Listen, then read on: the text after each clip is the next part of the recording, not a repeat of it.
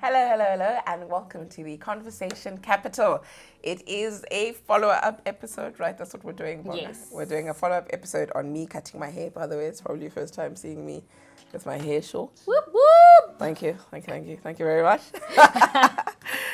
So, follow-up, was it traumatic? No, not at all. I felt very liberated. I told you guys that I was going on vacay soon afterwards, and I was just like, maybe we should insert a few pictures. Yeah, I was like, any opportunity I got to get into the water, get under the water. So that was really great. And then getting ready? No, it's a breeze. Nah. Yeah. And then tell everyone else why you're wearing individual lashes today. Excuse me. What are these lashes you speak of? So definitely you feel very boyish. As expected. We talked about that last time. Yes. So I even woke up at 6:30 to put these in because that was the only appointment I could get. So So you feel like you've had to be a bit more dependent on them? Yeah, definitely on lashes. And then makeup? Yeah. Makeup, not so much. That's great. Yeah, makeup, not so much. But without the lashes, I definitely feel a bit like a tomboy. I will say, though, actually, just do our makeup in the meantime. I will say, I'm not getting involved in the makeup. Yeah, because last time. We all know how that went. I will say, though, a compliment that I've been getting that I've never received in my life is that I look young. I also said that to you. Yeah, as soon as you saw me today, you were like, you look so young. I think because I've been a chubby girl my whole life. People have always said, oh, Ekare, you're older. So this young compliment that I've been getting has been rather shocking to me. And isn't it interesting, Jorge? I remember the last time you said, I felt like chubby women look better with short hair, right? Yes. Because of her face shapes, and you felt the opposite of that, right? Yeah. And then people saying you look younger, Wabon. Meaning everyone shares my sentiments because... I will tell you, while I was on vacay, I got a massage. I'm not even going to mention the place that I got from, but it was a very affluent place. And you would expect a little bit better professionalism from the lady that was from the masseuse. So she's like massaging, and she's like, do you have a partner? I'm like, yeah, what's going on? And she's like asking a bunch of questions. And then eventually she goes, I'm sorry, is it a he or a her? So it's a normal question. It's the standard question. So I'm like, no, it's a guy. And then she says to me, oh, I didn't expect that. You look like you're part of team like Rainbow, like me. Yes. So then that's when I pick up my head. I'm like, why? She's like, the hair, the chubby. Literally, those were her words. I promise you. And that's when I was like, my theory is right. Chubby, short hair. Yeah, it's a bit boyish, So then I just chuckled because in my heart I was like, I wish this was on camera. I wish somebody caught what this lady just said to you. Then I didn't take much of it. I was just like, nah, girl. It's just so the experiences could go either way. Hey, everyone has their own. Yes. Because I feel like it makes your face look smaller and so forth. And I think that's why we're all saying to you, you look a bit younger now. Yes, and I also think that people can finally see that, guys, my head isn't that big. But people thought you had a big head. Everyone always says I've got a big head. This other auntie that I had used to say, "Can I try cabbage?" What's a cabbage? So the auntie is on the abula shame. But anyway, now she's like, finally, abaya mangonyan. It's a little joke for me. And you have gorgeous hair. If the camera had a view, someone the baby hair, more exotic hair, is wrong. So yeah, I definitely think pros and cons. The pro is definitely, I think my scalp was actually very tired of carrying the dreadlocks. I don't experience as much scalp sensitivity as I was, but it's definitely not because dreadlocks would hide your face, man, when you're not in the mood. This one, ki hlapa, be you. Hlapa, over righty, But things like that, I think it's close to the conversation we had. These are, I think, misconceptions we have about hair and our attachment with hair and what it signifies. Now I feel like you may be perhaps thinking I should overcompensate or I need to look extra clean because now I don't have... I had already programmed that in my head. I agree with you. If anyone else would see you as an unprepped Ursula with short hair, they wouldn't feel anything, or maybe have a different perception. We started of the episode unprepped. So exactly. Guys, and then now I thought you were camera ready already. Oh, thanks, guys. Yeah. We're taking hair. But I'm glad. I don't regret even in the slightest. Although I will also say it doesn't mean that your life is going to change. I get Coco Chanel says a girl who cuts her hair is about to change her life. Yes. I don't know, maybe because it's only been a few weeks, but I still find myself procrastinating. No, I thought I was never procrastinating when I've got short I happy there's different reasons. Like other girls will say, I went through a big breakup, I went through a big what. I think for you it was more related to a particular stage of your life, but it wasn't a big shift to say this signals a new journey of sorts, because we say what towards year what? 30. Towards your 30s, you're just doing different. So I think it's because you're not doing it for some sad big reason. Not that everyone who can say is doing it for a sad big reason, but I think it's because it's not related to some big shift like breakup or I don't know. The only thing I can think of is a breakup, because in movies that's when women cut their hair. Or if you're G.I. Jane. Exactly. Actually. I just cut my hair. I was like, yeah. But how do you feel? I don't know. Will Smith, Kimang Jada, the comment. I think their marriage has been under a lot of pressure, And I think it was a build-up from all of that. From, what was that thing, entanglement? Then soon afterwards she said something about not being satisfied by your husband in the bed or something like that. But also, there's also the side where people show getting the receipts of this guy constantly speaking about Jada. And the fact that he was asking her out at some stage, Abamahana. Yeah, so obviously, clearly, he's at the tip of their tongue, and maybe never mobile bampara. Yes, because apparently, like even the kids, he's made jokes or said stuff about them. So people were bringing up receipts. Such an easy family to pick on. Exactly. Well. So people were bringing up these receipts of him always making jokes about them, blah blah blah. And I think that's why it started with keep my wife's name out of your mouth, because it's been in his mouth, right? I mean, people took receipts of years and years ago. So I don't know. I'm very confused about his reaction, to be honest. I do think... I don't know. I think he's going through a lot, because soon afterwards there was this thing, don't put me on camera. But that's old. Oh, is it an old it's video? just coming out. I get back to they will fetch things. That's an old one. Yeah, don't put me on camera.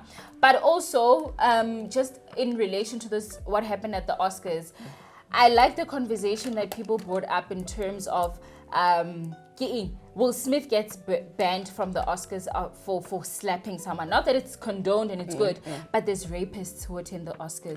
There's people who've been coming out for stuff like racism that are part of the Oscars, but nothing, no repercussions. But Will Smith, slap nyana. And we could take him. There's so many. It's not to say I'm underplaying violence, but there's alternative programs banning someone. But they took this moment as a moment to, maybe bring attention or maybe hone in, to say, not repercussion, but there'll be your Harvey Weinsteins, who are huge factors or play a big roles in that industry, but no repercussions that big. But then again, he can still win an Oscar. Yes. And he can still be nominated for an Oscar. He just can't attend the event. Yeah, but still, the fact that they could make such a decision when there's so many people who didn't face repercussions for some of these things. Are you saying that you think if he was white? What are you saying? Perhaps. I'm not even bringing it up to that level. I didn't think about it to that extent. But I'm just saying the disproportionate response to things, And it's not to say he was white. If he was white, they probably would have reacted differently, honestly, if he was white. Standard procedure. Exactly. But I was just thinking, Jay, on just the disproportionate and almost the double standards. So violence, slapping and so forth is okay. However, there's women who've come out of rape. There's people who've been convicted. A banning of sorts. Abusive men. It's a difficult one because no, but I hear you. But don't you think it's because it happened at the Oscars? It's different. Mara. Or like you said, that one is also in the industry. It's not detached. Harvey Weinstein. It's people in the industry. Yabona. But imagine you do something at home, and then when you get to work, you're suspended for what you did at home. I think, okay, at home, that's a different thing. But that's the thing. This is not home. This is the industry. It's like when if you're a lecturer, but then you go do something in high school. That's your industry. You're still in the school context. So your behavior, we must still measure it. All these people, Baripileng and what, they still did that in the film industry or the music industry. They didn't do it at home. They didn't do it kai. It's with women, and they leveraged on their power in that industry. So it's not separate things. I hear you. It's not separate things. I hear you. For me, the bigger picture is just that I hear the part that, the repercussions for a black man will always be more severe. Yes. Black men, they're going through a lot, and so are black women. Black people are going through a lot. But this was at the awards. That was the part where I was just like, it was there, right there. I think I'm okay with the fact that it was at the awards, but the punishment is not proportional to what everybody else has been getting. Yes. Let's have a standard. Let's have uniformity. Let's have something. Maybe this will set a precedent of sorts. Maybe. However, I don't feel like why should the presidents be set with a black man exactly always, So we cannot ignore I like what she brought up. I didn't even think about it in the context of race, because I was just thinking about facts, like guys, whether he's white or black, or he's come out for rapes or whatever, but he hasn't faced the same repercussions. I was just thinking about it on that. But then when you bring the aspect of someone being black, and honestly, race dictates a lot of our experiences. It's always it's intertwined with everything. Unavoidable. It's that word. I actually don't know. I also don't know which word it is, but unavoidable. I don't know. They sound great, Dilipage. I think the standard is always that, man, we just stay suffering for being black, and black men stay suffering for being black. What? This actually does tie into the conversation around hair, because even the conversation around hair is only happens around black hair. Like, how professional it is. How what? It's only around black hair where those standards are set. Yeah, you know what? The professional industry wasn't ready to welcome black people into it, and so they had to. Yeah. Even film, got shortage. Yo, Sisi. But people are opening the doors. They are opening the doors. Of course, they are. And that's why it's so important for them to keep their hair natural. But the fact that people, this is I guess it's the natural progression of society. But this is what I always have to battle with in my head. Like, we must fight for everything. Everything. This is the argument around a black person's success is always tied to a struggle story. Like, there's no way to feel I'm a pilot. Like, we want to know these stories. Surely there must be a story. Did a white family adopt you? Were you some kid? Yes, there always needs to be some. Nobody asks those questions of white people. And that's why even in like series and stuff like that, black people are so happy to find stories where it's not some show. Okay, there's always the like we said, there'll always be your race intertwined in everything that we do, right? Even in entertainment. However, it's nice to have escapism entertainment where black people is not fighting anything. A black person is just living. We're seeing them navigate their life. Those things about race and so forth come up. Something like Insecure, they come up, but not in a way, guys, I'm always struggling, and I'm reminded as a black person, my life is rooted in struggle. We always look for that escapism. And that's where even in TV, when big movies come out, people are always like, for the first time ever, it's not a protest or some kid being shot, guy. Yeah, and those are the movies that make headlines. Yes. What was it, When They See Us?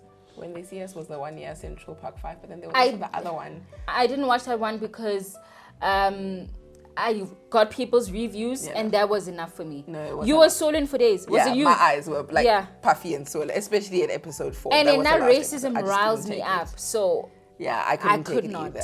No, yeah, Just- it's a beautiful series, but you have to have a different kind. You have to be in a different headspace. You have to be in a very different headspace to watch it.